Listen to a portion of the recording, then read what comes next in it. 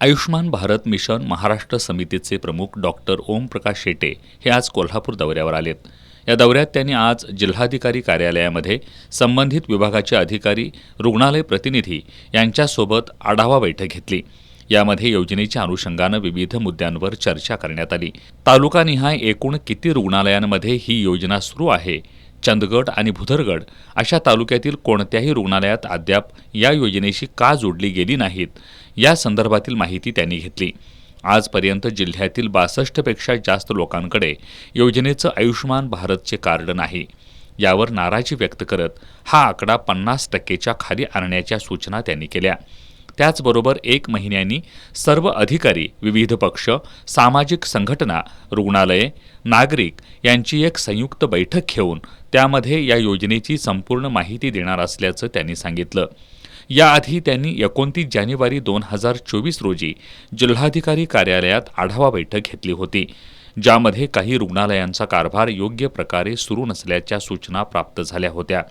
आता त्यांच्या कार्यपद्धतीमध्ये सुधारणा झाली असल्याची माहिती त्यांनी यावेळी दिली।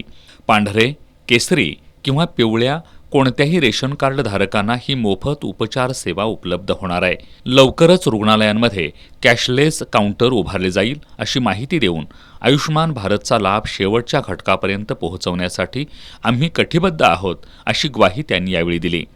त्यामुळे मला वाटतं येणाऱ्या काळामध्ये ज्या पद्धतीनं या ठिकाणच्या लोकांची अपेक्षा असते, जागरूक लोकांची अपेक्षा असते, ती पूर्ण करण्यासाठी जे काही चांगलं करता येईल ते ह्या बैठकीच्या माध्यमातून आम्ही प्रशासन आणि शासन ह्या दोन्ही ठिकाणी एकत्रित येऊन सगळ्यात चांगला परफॉर्मन्स महाराष्ट्राच्या ह्याच्यामध्ये कोल्हापूरमध्ये जिल्ह्यामध्ये द्यायचा आहे। सामान्य लोकांना उपचाराभावी किंवा पैशाभावी वंचित राहता कामा नये।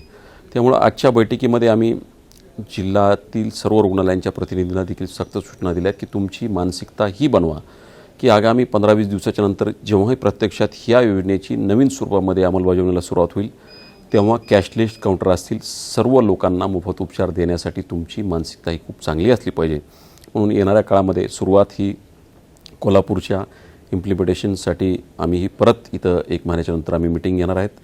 त्यामुळे कोल्हापूरवासियांना या योजनेचा जास्तीत जास्त लाभ देण्याची जबाबदारी, तशी प्रसिद्धी माननीय जिल्हाधिकारी महोदयांनी देखील याच्यामध्ये घेण्यासाठी स्वतः इनिशिएटिव्ह घेत आहेत।